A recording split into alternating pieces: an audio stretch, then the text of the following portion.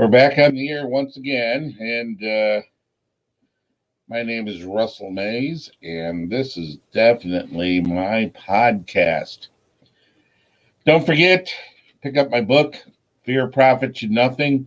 You can get it on Amazon, very inexpensive, good read, talks about the fear that people use to control their own lives and others, as a matter of fact.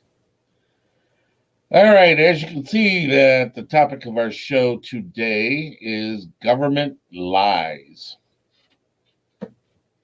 Question is, how far do they lie? How deep do they get into the lie? And how often do they teach or talk or present that lie? A lot of it has to do with this coronavirus. I have yet to see any solid proof that it is actually doing what they say it's doing. You see smidgens of this or that, or all we're seeing is stupid graphs and some news talking head reporter saying, this is the issue that we have, we need more money. And this is how many deaths we had, we need more money. The deaths are going down. The president gets on the air saying, we're going to look at about opening up the government. And then the next thing, you turn around, another governor is saying, oh, no, you can't do that. My death rate is really high. I need to have an emergency. So now we're in a state of 50. All 50 states have declared a national emergency. Never in the history of the United States has this ever happened. So you think about it. The national emergency was created by them. Not by the virus, not by anybody, but was created by our little governors. They all saw the opportunity to suck off the government for more money. Once they open up a national emergency, then they have the right to go and get all the money they possibly can. Nothing against Alaska,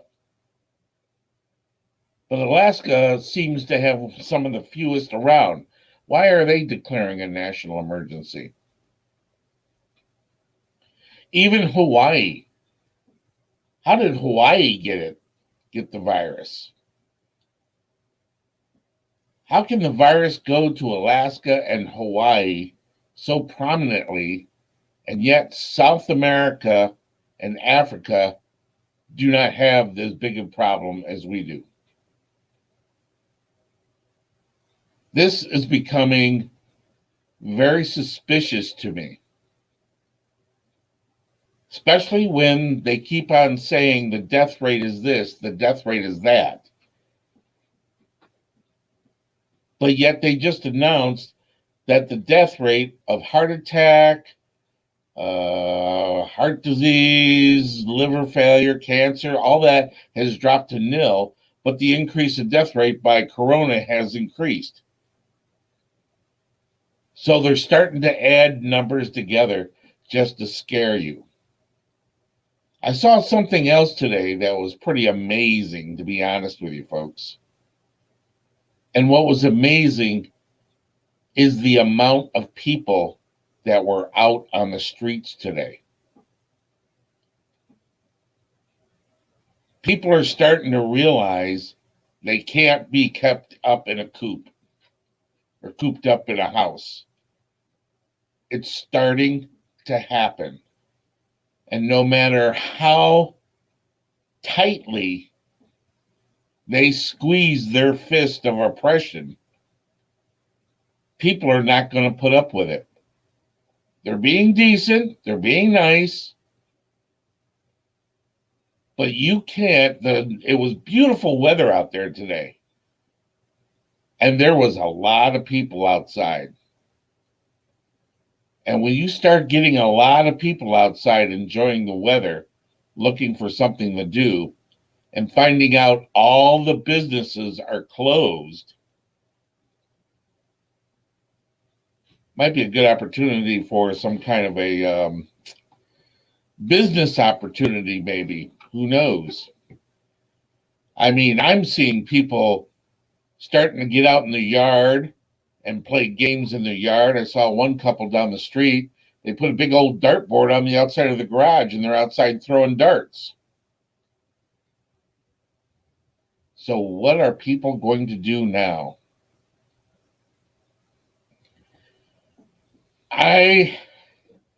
Now this is my opinion.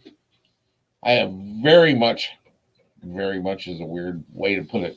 I have excellent faith in our President Trump and Vice President Pence. I don't have faith in the people around him. The Dr. Fauci, or whatever his name is, and all these surgeon generals that are standing up there telling everybody how bad it is. And you can tell on the faces of Trump and Pence that they're being forced into this position without having the serious knowledge of doing it. Now that the people are been scared to death to hide in their house, he wants them to get out and get the country back going again. It's the only thing that's going to help this country get out of its hole. And it's the only thing this country's going to get rid of this virus. People need to get out. That virus is not going to go away just because we're sequestered in a home. Simple as that, people. It's not going to go away. They need to fix it. They're also beginning to find out that they made a grave mistake with the ventilators, too. Now people are starting to focus on getting pure oxygen into these folks. New ideas are being developed where oxygen is actually going to be the answer. Prime Minister Boris, what's his name? Actually got removed from ICU in London and is doing a lot better. Never went on a ventilator. They had him on a lot of oxygen, though. They're fighting this hydrochloroquine because they don't want a cure for this thing. They want a vaccine. And when you have a vaccine, it takes like 2 years to get it done. They're actually talking 2 years of keeping you locked up in your home. How can they do that? How can the American people sit by and allow that to happen? Here's another interesting little tidbit of information. A couple of American soldiers died the other day from an ISIS attack. I believe it was in Iraq. Why are they fighting? If this virus is so bad, why are they fighting? If they shut down, what's it called there, the place where they march around that little cube, Mecca, because of the virus, shouldn't they shut down their soldiers too? Shouldn't be out there fighting. Got the virus. Virus is deadly. Don't want to do that, right? So why is this happening? People start asking questions why. So you mean to tell me if you put a little mask on, put some rubber gloves, and wash your hands every day, you're going to allow the government to control your life that way? Think about that. They are lying to you with a modeling. They even say it themselves time and time. Oh, we got new data. We got a better model now. Now we know what's happening. And they've been wrong every time. They were talking about 0.5 to 1 million people dying from this. We're at what, 12,000 according to their numbers? And if their numbers were so bad then, how do we know those numbers are right now? All I see on the news is a map that's red. And the only good map that's red for the US is a Republican sweep of Trump winning the election. So, this virus thing has twofold. It's either telling us that the entire country is doomed, or the entire country is going to vote Trump back into office. The Democratic Party is history on this. Pelosi and Schumer and Schiff already made that a permanent thing.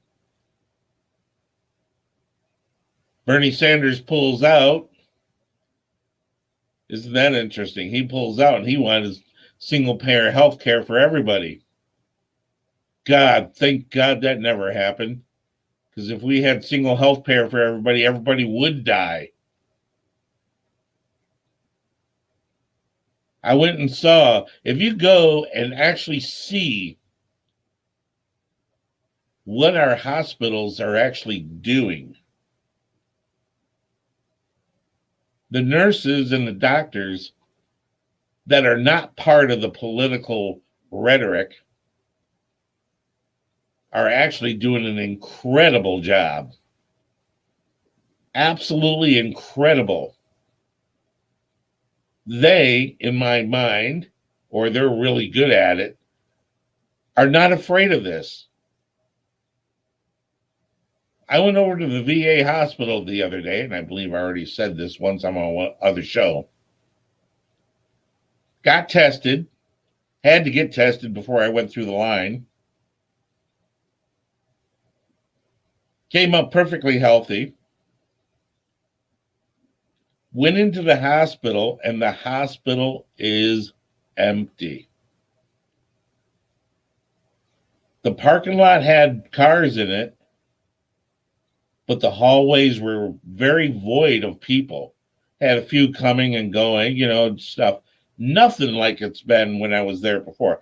And although satellite clinics were closed, everybody had to go to one place. So where is everybody? But what I noticed that everybody that was there for one reason or another, medical or whatever it was, had fear in their eyes. They were afraid to touch anything and anyone. But the entire medical staff, all the nurses and the doctors and the assistants and everything else, they had their masks on and they had their gloves on. This was not affecting them at all. It did not faze them one iota. They were not fearful of it. So when I went into the lab to get the blood drawn, the nurse that was drawing my blood, the only difference she had, well, actually, there isn't no, she wore a mask all the time, just like they did last time, rubber gloves last time. And what was shocking about it, she did not flinch one little bit about me being there. Her demeanor was good, no cares, nowhere. The discussion of the virus was not even in the topic of discussion. It was about my blood work that needed to be done for my doctor. And I thought that was pretty interesting. No questions. Do you have a fever? Do you feel bad? Have any problems? None of that. Questions I was asked: did I eat? Was I fasting? Could I take a piss test? How much blood they had to draw for everybody? What my name, rank, and serial number was? The standard questions. And she said, "Thank you for coming. You have a good day now." Pretty freaking amazing to me. I was just totally blown away. Absolutely blown away. The government lies. These people that are trying to get their check come Wednesday, so they say it's going to be Wednesday, are having all kinds of problems filling out forms so they can get their checks if they want a check. But why would people want to live underneath that yoke? Think about it.